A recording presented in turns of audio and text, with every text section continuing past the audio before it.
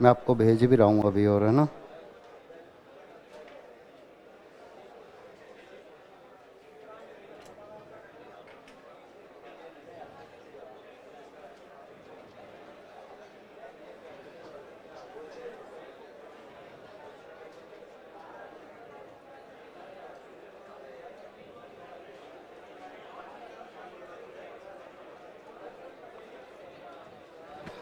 देखो अभी भेजिए मैंने आपको एक,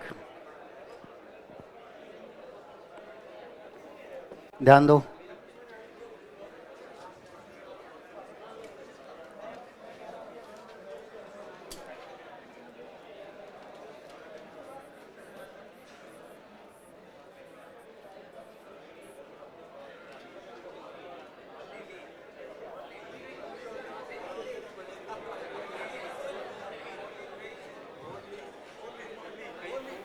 हो गया ना समझ में?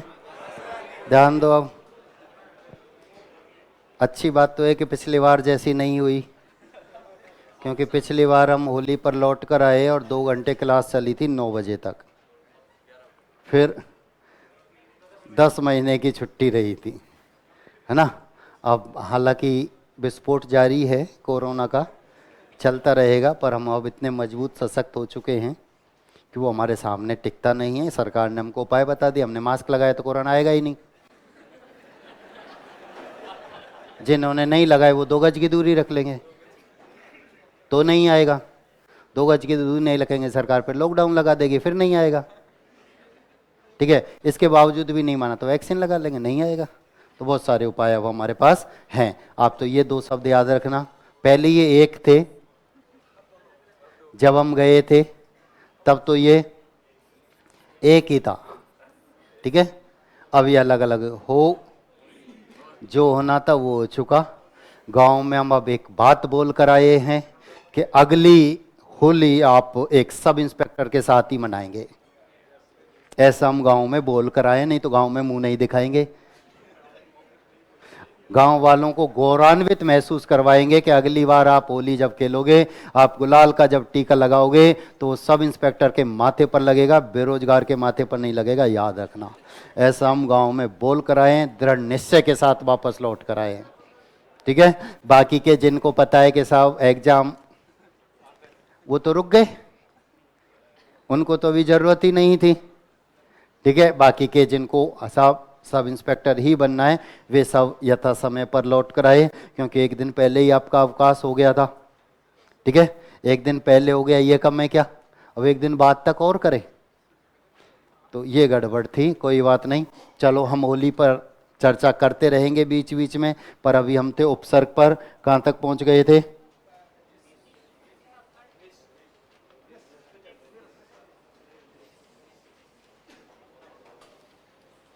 यहाँ तक हमारे हो चुके थे। सर जी होली की शुभकामनाएं, अनु उपसर्ग, उपसर्ग कौन सा उपसर्ग है, यह संस्कृत में भी है या नहीं, थोड़ा विस्तृत से चर्चा करें। अभी एक बार खत्म हो जाने तो फिर अनु उपसर्ग की भी चर्चा करेंगे, धीरे धीरे सब आ जाएंगे। हिंदी में एक देसी कहावत है कि जो जल्दी में थे वे, अभी रुक जाओ सब आ जाएगा, है ना। होली आपकी रंग बिरंगी रही, पर कोई रंग बिरंगा नजर नहीं आ रहा। सब सुंदर सुंदर चेहरे जैसे लेके गए थे वैसे ही यथावत ले आए। नहीं तो काले पीले मिलते तो लगता कि हाँ साहब ये होली खेल कर आए, क्योंकि हमको साहब बेरोजगारी खेल में होली खेलते खेलते बहुत दिन हो गए थे। अगले उपसर्ग की चर्चा करें। ठीक है, ए के कितने, ऊ के कितने, दे के कितने? आवाज नहीं आ रही, मतलब होली के रंगों में सब धुल गया। ए के कितने, ऊ के कितने, दे के कितने, न के कितने, पै के कितने, वह के कितने, सह के कितने? अब तो देख लिया आपने, पन्ने पलट गया इसलिए बोल रहे हैं। चलो कोई बात नहीं, आपको 22 उपसर्गों के नाम याद होने चाहिए थे। ए के 8 थे, ऊ के 2 थे, दे के 2, न के 3, पै के 4, वह का 1 और सह के 2।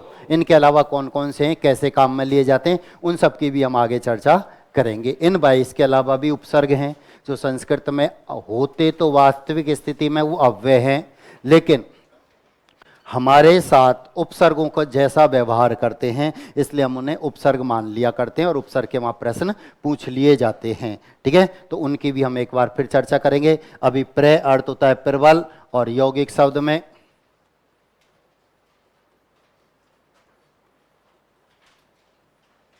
प्रबल, प्रगति। प्रबल इसका उदाहरण है, बल मूल शब्द है, प्र उपसर्ग है, प्रगति।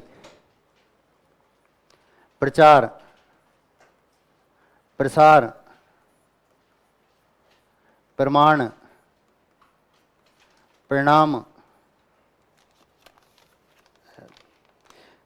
ऊट पटांग में कौन सा समास है? ऊट पर टांग, ठीक है, ये एक समास इसका विग्रह हुआ करता है और ये बहुब्री के अंतर्गत माना जाता है, बाकी का होता नहीं है। किस शब्द में तत्पुरुष समास है? क्या गया तत्पुरुष? अभी समास का टेस्ट थोड़ी हुआ तुम्हारा है, होगा जब बताऊंगा इनकी डिटेल तो फिर मैं ना एक टेस्ट अगली क्लास में आपका टेस्ट लेंगे। आ जाना अव्ययभाव घनश्याम आ गया, अनिच्छा, अनिच्छा में तत्पुरुष समास का उदाहरण आ गया, अनिच्छा आ जाएगा तत्पुरुष समास में।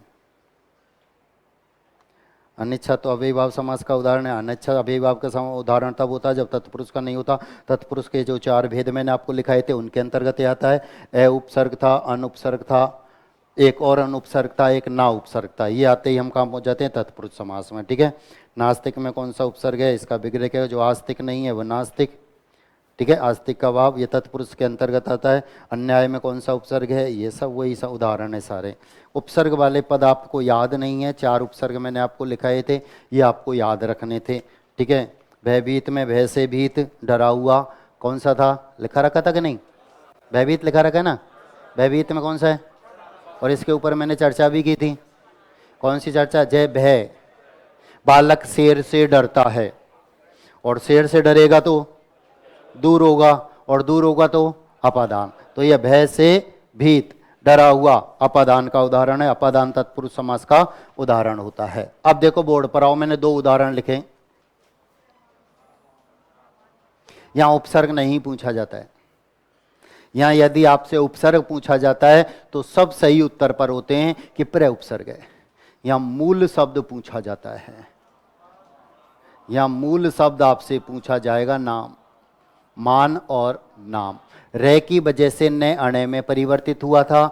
जैसे ही हम रे को अलग करेंगे, जैसे ही हम रे को बाहर निकाल देंगे तो अणे फिर न में परिवर्तित हो जाएगा। यहां से सिर्फ मूल शब्द पूछे जाते हैं, उपसर्ग यदि पूछा जाता है तो कोई भी उत्तर पर होता है, ठीक है। याद रखना, मैंने बताया री, रे और से, ठीक है। RS मेंस 2017 में ये उदाहरण था, इसकी मैंने चर्चा की थी। 4 उदाहरण पूछे गए थे, रामायण उनमें से एक था, प्रमाण था और सुपर्णखा उनमें से एक था, और चौथा कौन बताएगा? 4 उदाहरण बताए थे उन्हें, प्रांगण, प्र प्लस आंगन, 4 उदाहरण मैंने आपको बताए थे, पूछे जा चुके हैं। ये उदाहरण था। मूल शब्द क्या है? मान, ठीक है। अगला है प्रति, अर्थ होता है प्रत्येक या विपरीत, प्रत्येक या विपरीत। बनने वाले पद प्रत्येक, प्रत्याशा, प्रत्यक्ष, प्रतिदिन, प्रतिकूल, प्रतिध्वनि,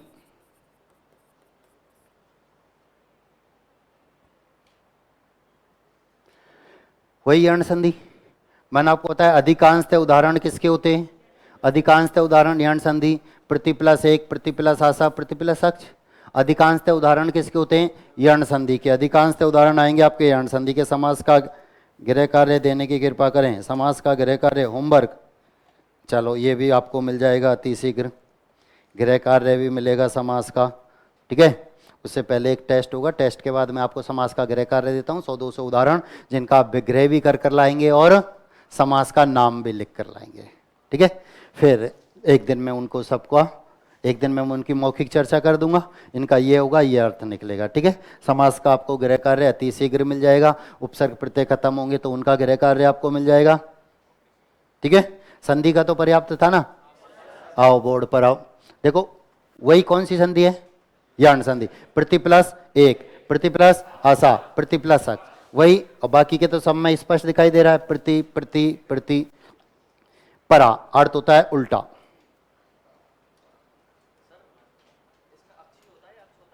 क्या? मूल शब्द अक्षी होता है। अक्षी बोलते हैं आंख को, आंख के सामने। ठीक है, विच्छेद करेंगे प्रति प्लस अक्ष, मूल शब्द पूछेगा तो अक्षी। ठीक है, परा अर्थ होता है उल्टा, पराजय, पराभव, पराक्रम, पराकाष्ठा। पराकाष्ठा किसे कहते हैं?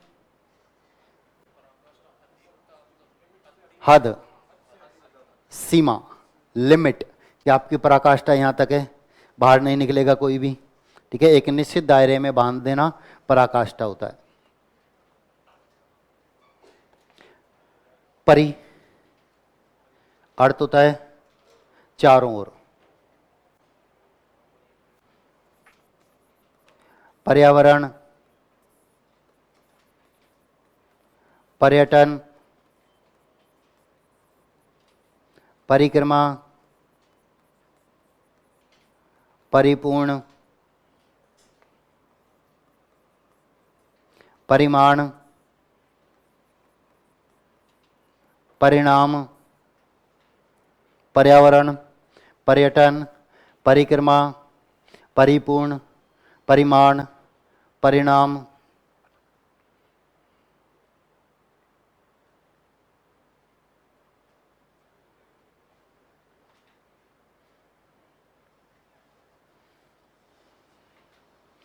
बोर्ड पर ध्यान दें। देखो, परि प्लस आवरण यण संधि, परि प्लस अटन यण संधि। हमारे सामने शब्द आया परिक्रमा और प्रश्न आया मूल शब्द क्या है? मूल शब्द हमारे सामने पूछा गया, परि उपसर्ग है, क्रम मूल शब्द है। आप पढ़ते हैं, हमसे जरूरी नहीं है उपसर्ग ही पूछे, मूल शब्द भी पूछे जाते हैं, प्रत्यय भी पूछा जाता है, उपसर्ग भी पूछा जाता है, एक से अधिक उपसर्ग भी पूछा जाता है, एक से अधिक प्रत्यय भी पूछे जाते हैं। ठीक है, मूल शब्द एक ही होता है, मूल शब्द एक ही होता है। तो अब यहां हमसे क्या पूछा? मूल शब्द। ठीक है, ये दो स्थिति वही फिर दोबारा हमारे सामने आ गई।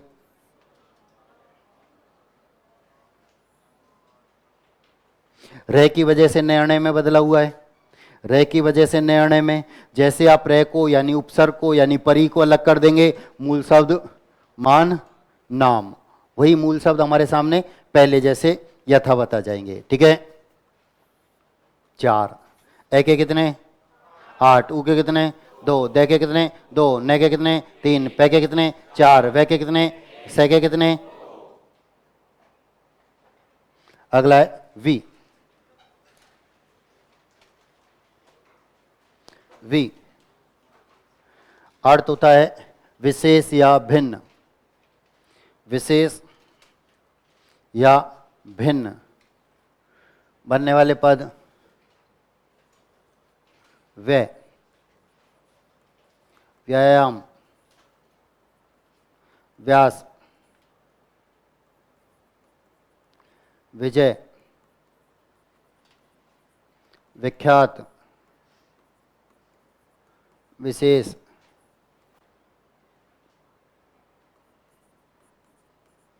विदेश।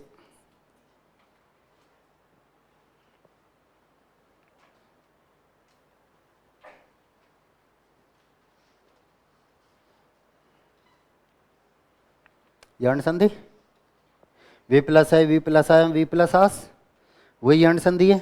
बाकी के सब में स्पष्ट दिखाई दे रहा है, आसानी से अलग, सिर्फ एक है, सिर्फ एक होता है। ए के कितने 8, ऊ के कितने 2, दे के कितने 2, ने के कितने 3, पे के कितने 4, वे के कितने, से के कितने। ठीक है, अगला है सु। अर्थ होता है अच्छा। बनने वाले पद स्वागत, स्वच्छ, सुपुत्र, सुगंध, सुमन, सुशील,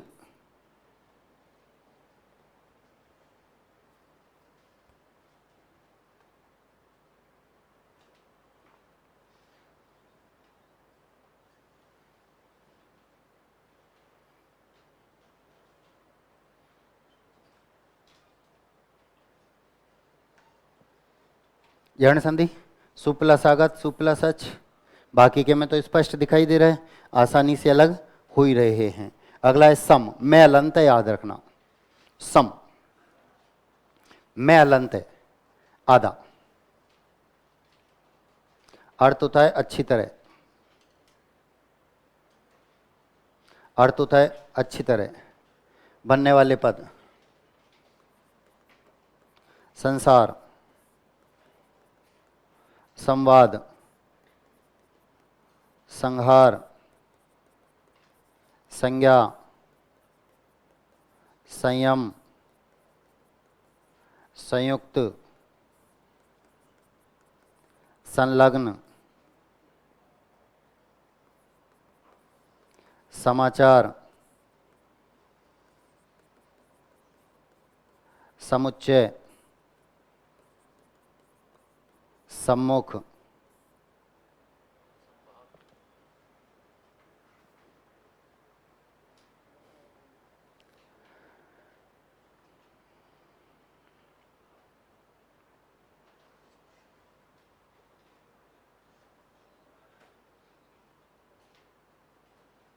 ध्यान दें। देखो ये जो बिंदी है जिसे हम अनुस्वार कहते हैं, पहले भी मैं चर्चा कर चुका हूं, मैं के स्थान पर होती है। संस्कृत में एक सूत्र होता है मो अनुस्वार है, जो कहता है मैं का अनुस्वार बनता है। इनका यदि हम विच्छेद करते हैं तो सब में सम निकलता है, सम प्लस आर, सम प्लस बात, सम प्लस आर, सम प्लस क्या, सम में सम बाहर निकलेगा। ठीक है, ये उदाहरण पूछा जाता है, रीट 2015 में पूछा गया था, संसार में कौन सा उपसर्ग है, और ऑप्शन में सम भी था और सन भी था, ऑप्शन में तो दोनों ही थे, और जबकि ध्वनि भी ने की आ रही है, संसार ध्वनि भी ने की आ रही है। तो ये जो बिंदी होती है जिसे हम अनुस्वार कहते हैं, ये सिर्फ और सिर्फ मैं के स्थान पर, न के स्थान पर कोई अनुस्वार नहीं होता, न के स्थान पर कोई अनुस्वार नहीं होता है, याद रखना। ठीक है, अब ध्यान दो, इसके अलावा एक उदाहरण पूछा गया था कृषि पर्यवेक्षक में, वो था संतोष, उपसर्ग तो सम ही निकलेगा।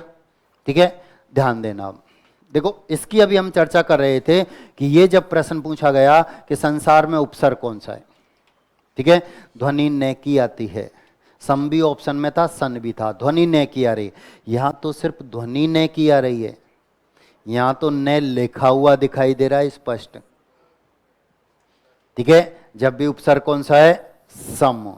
ये सबसे ज्यादा जो उपसर्ग पूछा जाता है, एक उत होता है, एक सम होता है, दो सबसे ज्यादा पूछे जाते हैं, इनमें हलंत होता है, इनमें हलंत होता है, दो हैं। ये 22 आपके हो चुके हैं, ये 22 आपके हो चुके हैं। इसके अलावा आपको एक और लिखना है अन, जिसमें न हलंत है, जिसमें न हलंत है। ठीक है, अब अर्थ होता है अभाव या रहित, बनने वाले पद, अनुचित, अनुपमा, अनिच्छा, अनुपस्थित,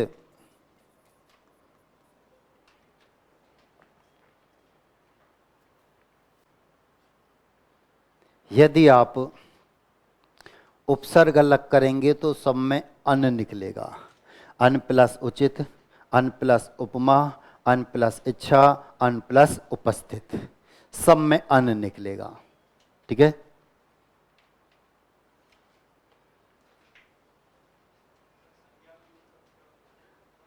क्या जानना, देखो ध्यान देना, अन माध्यमिक शिक्षा बोर्ड की पुस्तक में पहले अपी होता था, आज उसके स्थान पर अन को स्थान दिया गया है। पहले अपी हुआ करता था, आज उसका स्थान अन ने ले लिया है, वही 22। हमने एक अतिरिक्त पढ़ा, कोई फर्क नहीं पड़ा, कोई फर्क नहीं पड़ा। अन एक ऐसा उपसर्ग है, ये हिंदी में भी काम में आता है और संस्कृत में भी काम में आता है, दोनों में इसका उपयोग किया जाता है, ये याद रखना, दोनों में इसका उपयोग कर सकते हैं। ठीक है, ये जो संस्कृत के शब्दों के साथ जब जुड़ता है, यानी तत्सम शब्दों के साथ सब जुड़ता है, तब ये संस्कृत का होता है। तद्भव शब्दों के साथ जब ये जुड़ जाता है तो ये हिंदी का काम किया करता है, याद रखना, दोनों में इसकी गिनती होती है। एक उपसर्ग आगे हम पढ़ेंगे अन, जिसमें न पूरा होगा, ये पढ़ेंगे हम हिंदी वालों में, जिसमें न पूरा होगा। यहां अंतर सिर्फ इतना सा आएगा, चाहे आपने सम देखा या अन देखा, ठीक है। ये या तो आपको आधे लिखे हुए नजर आएंगे, या इनमें कोई ना कोई मात्रा होगी। ये आपको लिखा हुआ नजर आएगा, जिसमें न पूरा दिखाई देगा आपको, ठीक है। न जिसमें पूरा दिखाई देगा, उसका मूल शब्द व्यंजन से शुरू होता है। सम, जैसे चाहे इसका था समतल, समकक्ष, समकालीन, समकोण, जिसमें मैं पूरा होगा, सब व्यंजन से शुरू होंगे, ठीक है। ये याद रखना।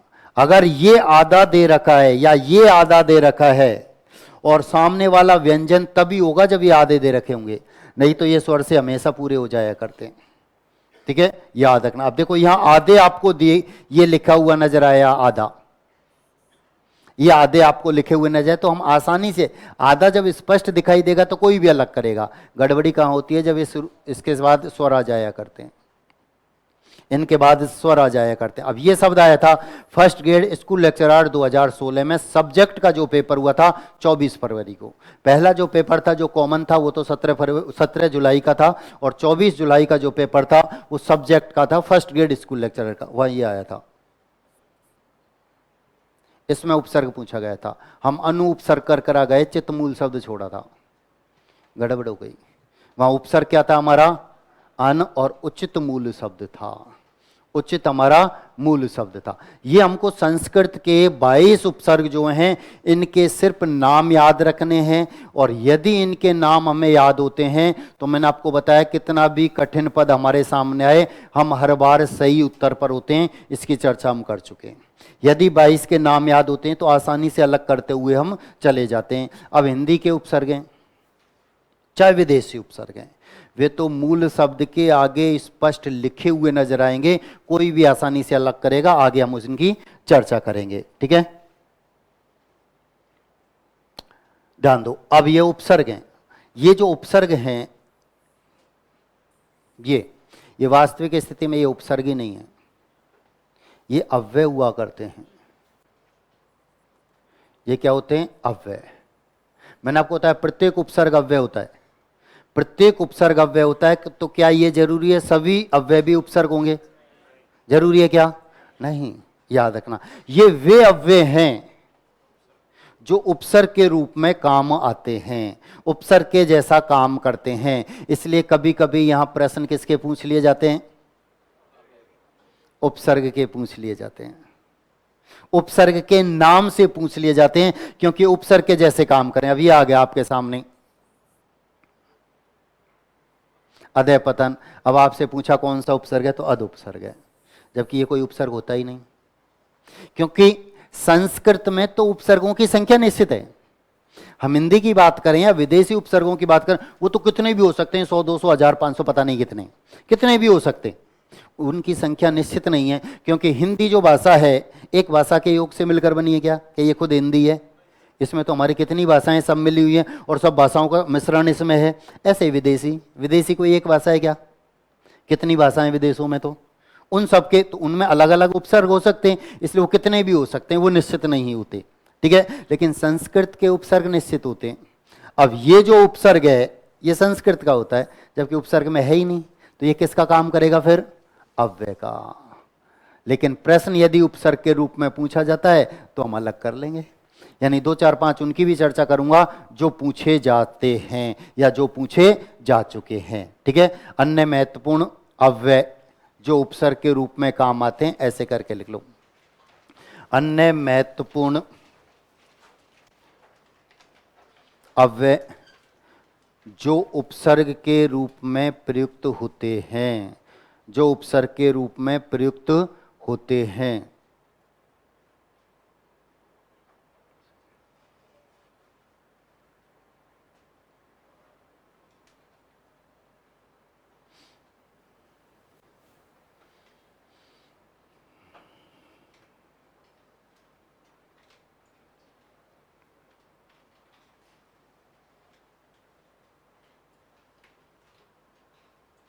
ठीक है। वही उपसर्ग, अर्थ, यौगिक शब्द ये महत्वपूर्ण हैं, जो पूछे जा चुके हैं, जो घूमते रहते हैं, जो उपसर्ग के रूप में काम करते हैं। पहला लिखेंगे आप अन। अर्थ होता है अभाव या रहित, अभाव या रहित।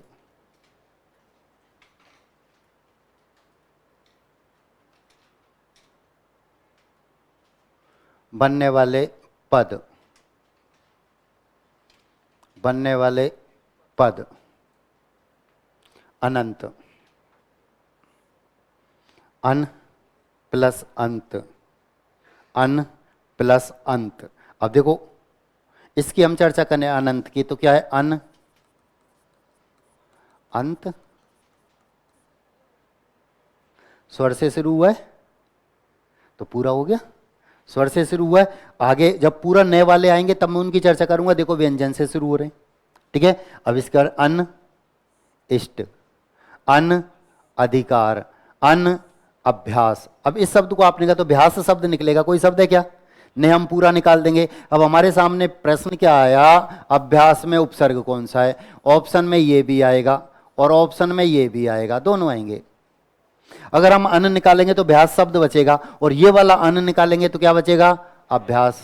तो अभ्यास की भी अब हम बात करें तो अभी प्लस आस, इसकी अब बात करते हैं तो क्या होगा? अन अभी, आसानी से आपने अलग किए, निकल गए हमारे, ठीक है। अन प्लस अवधान, ठीक है। अन प्लस उत्तरित, अन प्लस उदात, अन प्लस उद्यत, अन प्लस अविज्ञ, अन प्लस आरंभ। सब उपसर्ग से उतारेंगे इनको आप। हलंत वाले में सब स्वर से शुरू हो रहे हैं।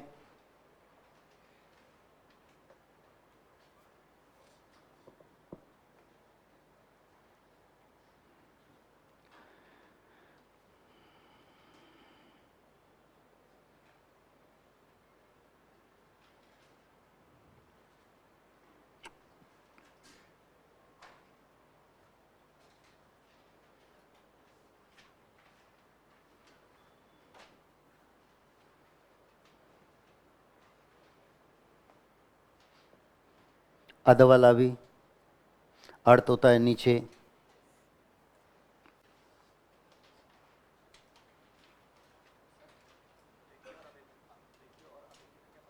क्या हो गया? विज्ञ और अविज्ञ क्या होता है? एक जानकार एक नहीं जानकार, दोनों अलग अलग होते हैं। उपसर्ग, अधः पतन, अधः उपसर्ग, अधः गति, विसर्ग निकालेंगे तो अधः मुख, अधः गामी, अधः गमन, अधः हस्ताक्षर, अधो हस्ताक्षर करता, अधः हस्ताक्षर नीचे जो हस्ताक्षर करता, अधः गत। कौन से वाले को? ये वाला अन, उदयत,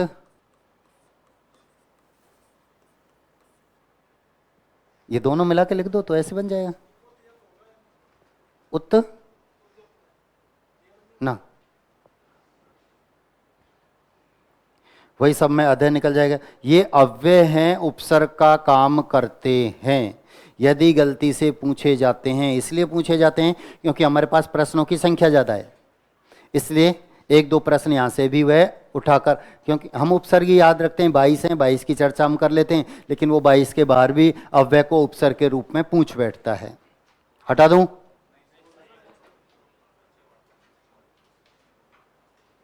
सब में विसर्ग लगेगा। अधः पतन, अधः गति, अधः मुख, अधः गामी, अधः गमन, अधः हस्ताक्षर, अधः गत।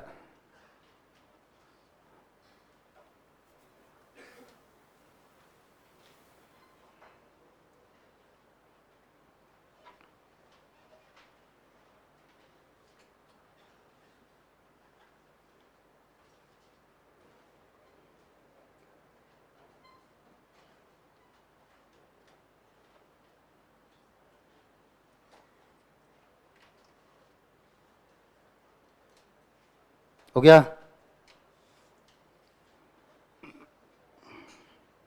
है क्या बोर्ड पर कोई? पीछे एक दो रह गए।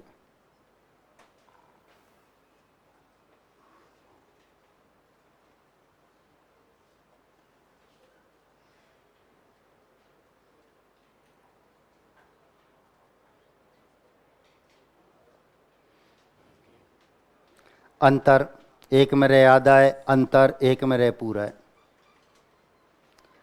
एक का अर्थ होता है भीतर या मध्य, बीच में, ठीक है। अब ये होता है के मध्य या बीच में,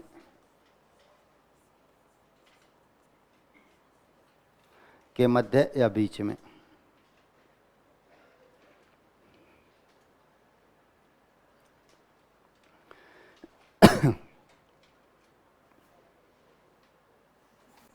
ये होता है अंतर आत्मा।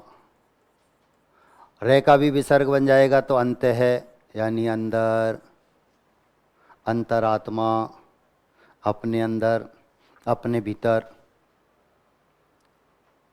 अंतर्गत, अंतर जातीय, अंतर ज्वाला, अंतर दृष्टि, अंतर्दृष्टि, अंतःकरण तो अंतरकरण।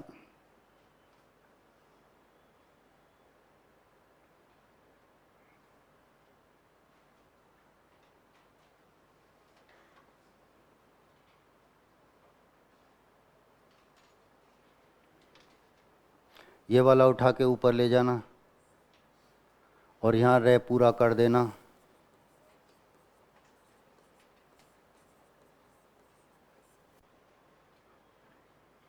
ये वाला उठा कर तो ऊपर ले जाना और ये नीचे ये आएगा अंतर्देशीय।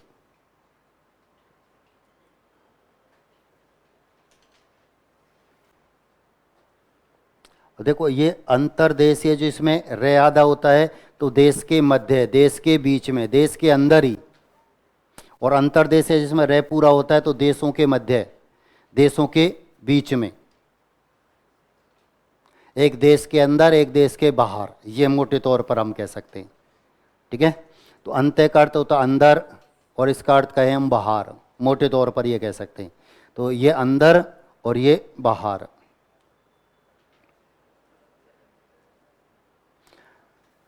अंतरराष्ट्रीय, राष्ट्रों के बीच। अंतर्देशीय, देशों के बीच। अंतरजातीय, जातियों के बीच। अंतरद्वीप, द्वीपों के मध्य, बीच में। अंतर राज्य, इसमें ये ऊपर जाएगा और नीचे ये आएगा अंतर राज्य, ठीक है। ये आधे वाले जो हैं वो तो ऊपर पहुंच जाएंगे। क्या? ये अंतर, अंतर जातीय। जिसमें आधा है वो तो आधे वाले के साथ जाएगा, जिसमें रह आधा है वो तो कहाँ गया? आधे वाले के साथ। जिसमें रह पूरा है वो, ये उपसर्ग तो आसानी से अलग हो जाएंगे। आपको सिर्फ इतना पता होना चाहिए कि उपसर्ग का काम कर रहे हैं, बस इतना सा ही पता होना चाहिए। इनमें कोई वेद नहीं पढ़ने आपको अलग से। ये हमारे सामने शब्द आ गया अंतर्गत, अब उपसर्ग पूछा तो आसानी से अलग कर देंगे। रह आधा था, आधा अलग कर दिया। अब ये हमसे पूछा तो इसमें रह पूरा है, आसानी से अलग कर देंगे। सिर्फ इतना सा याद होना चाहिए कि ये अव्यय उपसर्ग का काम कर रहे हैं, इन्हें हमको पृथक करना है तो हम आसानी से ऐसे इन्हें पृथक करेंगे। इसके अलावा कुछ नहीं है इनमें। अलम,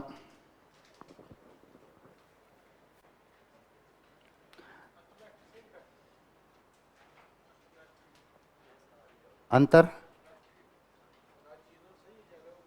हाँ ये तो ऊपर पहुंच जाएगा। राज्य के अंदर, राज्य के बाहर, है ना। अब देखो ये सब में अलम निकलेगा। अलम प्लस कार, अलम प्लस करण, अलम प्लस कृत, अलम प्लस कृति, सब में अलम निकल जाएगा। उपसर्ग पूछेंगे तो वही अनुस्वार यदि लिखा हुआ नजर आएगा 5वें वर्ण में जिसे हम में परिवर्तित करते हैं, या इनके 5वें वर्ण लिखे हुए आ सकते हैं बस, जैसे हमने संधि में लिखे थे। जैसे हमने संधि में लिखे थे ऐसे भी ये हमारे सामने लिखे हुए आ सकते हैं। वास्तविक स्थिति में ये उपसर्ग नहीं होते हैं, लेकिन उपसर्गों का काम कर रहे हैं। उपसर्ग के यहाँ से प्रश्न पूछ लिए जाते हैं तो हम बता देते हैं। हटा दूं?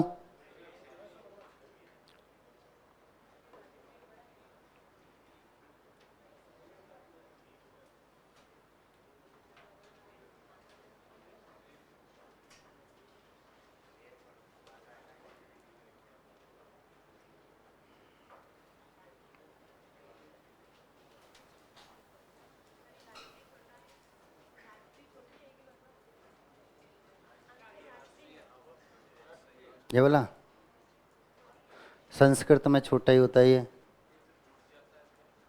संस्कृत में छोटा ही होता है ये। हमने लाल बहादुर शास्त्री जो यूनिवर्सिटी थी LBS, वहाँ से हमने शिक्षा शास्त्रीय किया था, वहाँ राष्ट्रीय छोटा था, तब हम असमंजस में आ गए थे जब ऐसे कैसे ही है। तब हमने वहाँ पूछा तो हमको डिटेल पता लगा कि संस्कृत में ये छोटा है, हिंदी में जाता है तत्सम ये होता है, तद्भव वह होता है। तिर सब में विसर्ग लगाएंगे। तिरे प्लस कार, तिरे प्लस धान, तिरे प्लस हित, तिरे प्लस कृत, तिरे प्लस भाव।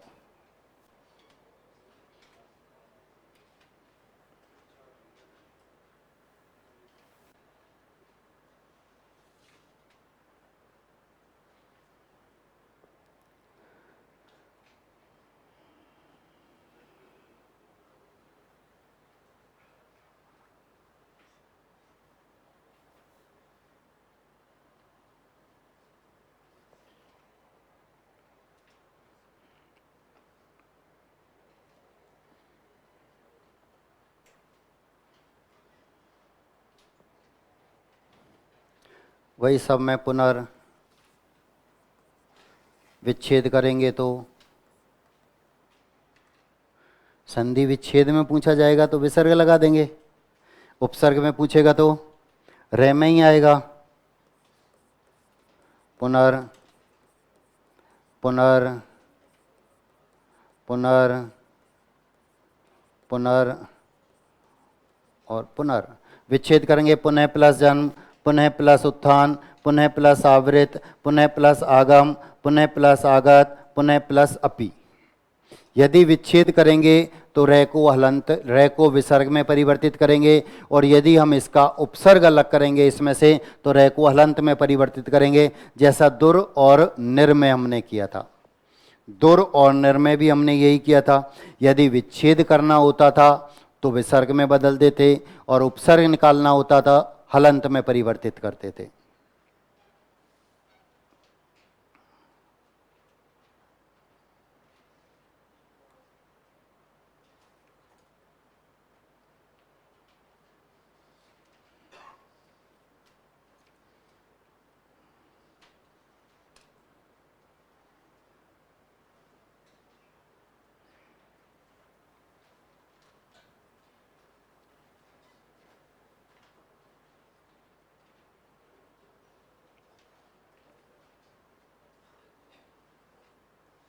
हो गया?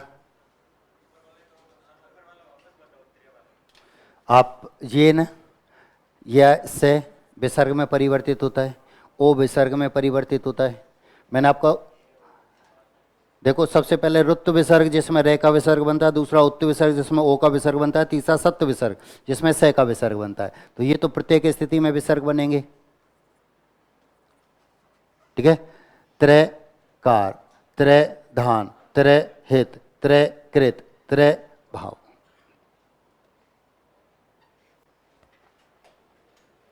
पूर्व, पहला या पहले।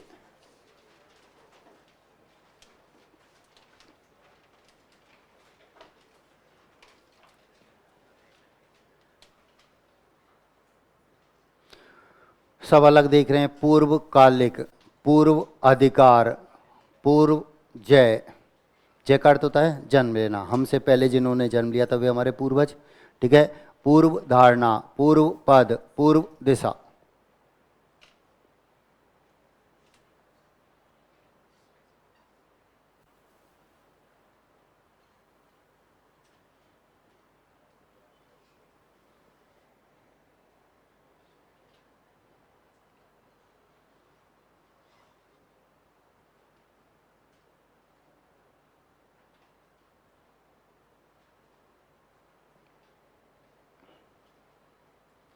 पुरा अर्थ होता है प्राचीन, पुरा कथा, प्राचीन कथा, पुरा तत्व, प्राचीन तत्व, पुरा लिपि, पुरानी लिपि, पुरा लेख, प्राचीन लेख, पुरातन, प्राचीन।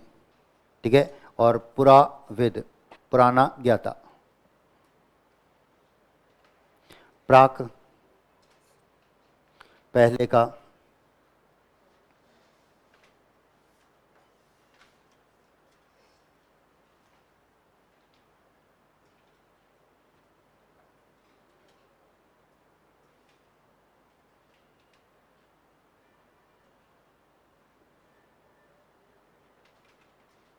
प्राक कथन, पहले का, प्राचीन कथन, पुराना कथन। प्राक कलन, पुराने का। प्राक काल, प्राचीन काल, पहले का। प्राक ऋत, पहले से खाली। प्राक ज्योतिष, ये प्राक के का गे, और प्राक वचन, पहले के कहे हुए वचन।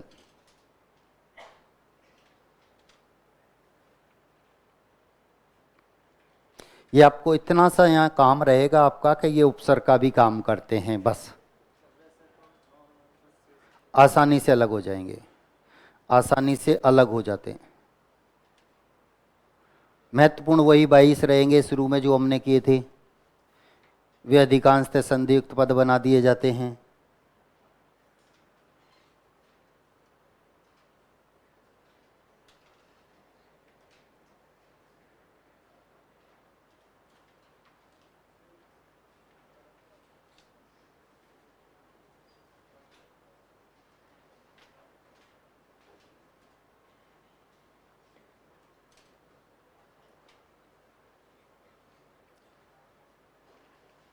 हो गया?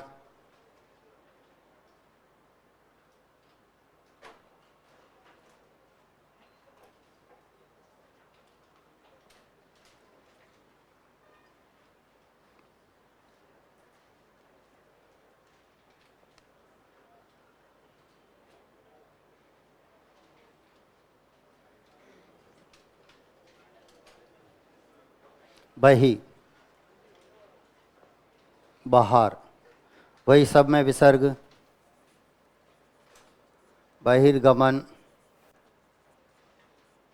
बहिर्गामी, बहीकरण, बहीकार, बहीकृत, बहिमुख।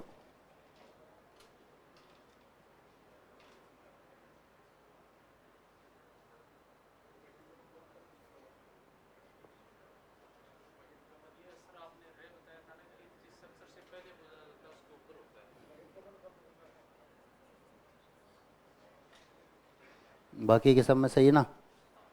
बहिर्गम, जिस व्यंजन वर्ण से पहले रे का उच्चारण किया जाता है, जिस व्यंजन वर्ण से पहले रे को बोला जाता है, उसी के सिर पर बैठा दो, शब्द शुद्ध होता है। जिससे पहले हम बोलते हैं, जिससे पहले हम उच्चारण करते हैं, उसी के सिर पर बैठाते हैं।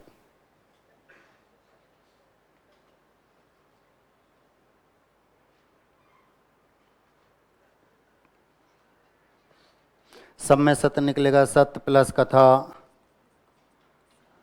सत प्लस कार, सत प्लस कर्म, सत प्लस गुण, सत प्लस भाव, सत प्लस आचार, सत प्लस पंथ, सत प्लस ग्रंथ। और सब समास की बात करें तो कहाँ जाते हैं ये? समास की बात करेंगे तो कर्मधारय के अंतर्गत है। समास की बात करेंगे तो ये गुण होते हैं, विशेषताएं।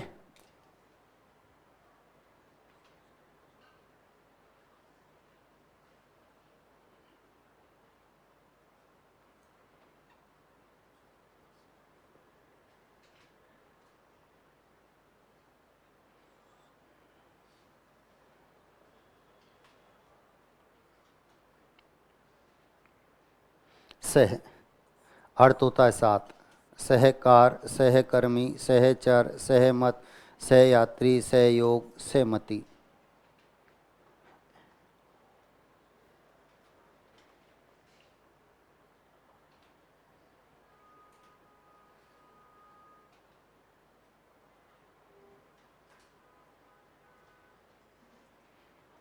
और बाकी की चर्चा करेंगे फिर अगली क्लास में।